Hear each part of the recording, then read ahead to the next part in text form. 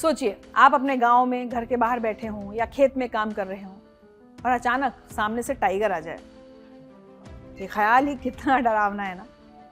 लेकिन दुख की बात यह है कि देश के कई इलाकों में यही डर बहुत से लोगों की हकीकत बन चुका है।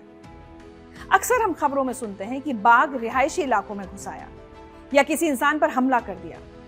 इसे हम ह्यूमन वाइल्ड लाइफ कॉन्फ्लिक्ट कहते हैं। बाघों व मानव के बीच संघर्ष की स्थिति यह है कि पिछले 5 साल में यानी 2021 से लेकर सितंबर 2025 तक बाघों के हमले में करीब 350 लोगों की मौत हो चुकी है। वहीं 5 सालों में अलग अलग कारणों से करीब 650 बाघों की भी मौत हो चुकी है। इसी डर को खत्म करने और इंसानों की जान बचाने के लिए अब भारत सरकार ने एक बड़ा फैसला लिया है।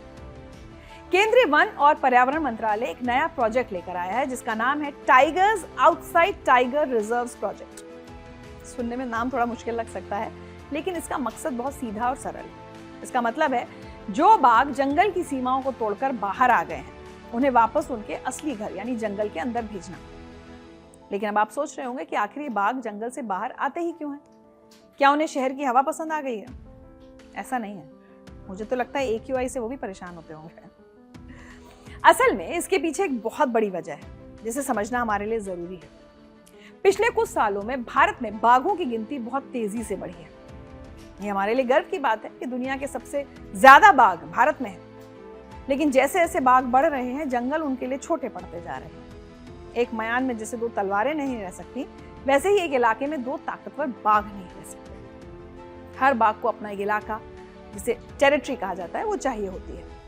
जब जंगल के अंदर जगह भर जाती है तो कमजोर या नए बाघों को बाहर धकेल दिया जाता है। यही वो बाघ हैं जो जंगल के कोर एरिया से निकलकर बाहर के बफर जोन या गांव के करीब पहुंच जाते हैं। इन्हीं आउटसाइड टाइगर्स की वजह से इंसानों और जानवरों के बीच संघर्ष बढ़ रहा है।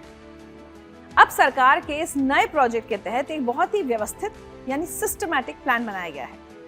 वन विभाग के अधिकारी सबसे पहले उन बाघों की पहचान करेंगे जो जंगल के सुरक्षित घेरे से बाहर निकलकर भटक रहे हैं।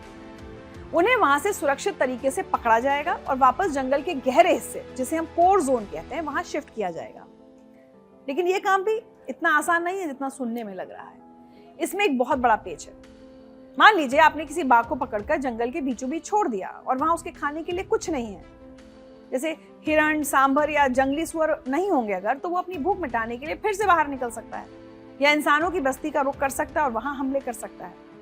इसलिए सरकार ने तय किया है कि बाघ को शिफ्ट करने से पहले उस जंगल के प्रे बेस की जांच की जाएगी। प्रे बेस का मतलब है कि वहां बाघ के शिकार के लिए पर्याप्त जानवर मौजूद हैं या नहीं। अगर वहां खाना कम है तो पहले वहां हिरण और दूसरे शाकाहारी जानवरों की आबादी बढ़ाई जाएगी। जब ये पक्का हो जाएगा कि बाघ का पेट भरने का इंतजाम हो गया है, तभी उसे वहां शिफ्ट किया जाएगा। इस प्रोजेक्ट का सबसे गहरा असर उन लाखों लोगों की जिंदगी पर पड़ेगा जो जंगलों के किनारे बसे गांव में रहते हैं। आज हालात ये हैं कि उत्तराखंड से लेकर महाराष्ट्र तक कई गांव में शाम होते ही सन्नाटा पसर जाता है। लोग अपने ही खेतों में जाने से डरते हैं। इसलिए अगर ये प्रोजेक्ट सफल होता है तो न सिर्फ बेगुनाह गांव वालों की जान बचेगी बल्कि बाघ भी सुरक्षित रहेंगे। क्योंकि जब बाघ इंसानी बस्ती में आता है तो अक्सर भीड़ के गुस्से का शिकार बन जाता है और मारा जाता है। सरकार की कोशिश बताती है कि अब हम सिर्फ बाघों की संख्या बढ़ाने पर नहीं बल्कि उनके सही मैनेजमेंट पर भी ध्यान दे रहे हैं। इसे आप ऐसे समझ सकते हैं कि जैसे घर में परिवार के सदस्य बढ़ते हैं, कमरे बढ़ाने पड़ते हैं, वैसे ही बाघ बढ़े हैं तो उनके रहने का इंतजाम भी बढ़ाना होगा। हालांकि जानकारों का कहना है कि एक लंबी प्रक्रिया होगी। जंगल के अंदर नए बाघों को बसाना आसान नहीं होता क्योंकि पुराने बाघ उनसे लड़ सकते हैं, जो टेरिटरी की बात की थी ना हमने। लेकिन अच्छी बात यह है कि सरकार ने समस्या को पहचाना है, उसको समझा है, उस पर काम शुरू किया है। तो मैं बस इतना ही कहूंगी कि ये धरती जितनी हमारी है उतनी ही इन बेजुबान जानवरों की भी है। Tigers outside tiger reserves project एक उम्मीद की किरण है कि शायद आने वाले वक्त में इंसान और बाघ दोनों अपनी अपनी हदों में सुरक्षित रह सके। जब तक हम उनके घर यानी जंगल का सम्मान करेंगे तब तक वो हमारे घर में नहीं झांकेंगे। ये संतुलन बनाना ही इस समस्या का असली हल है।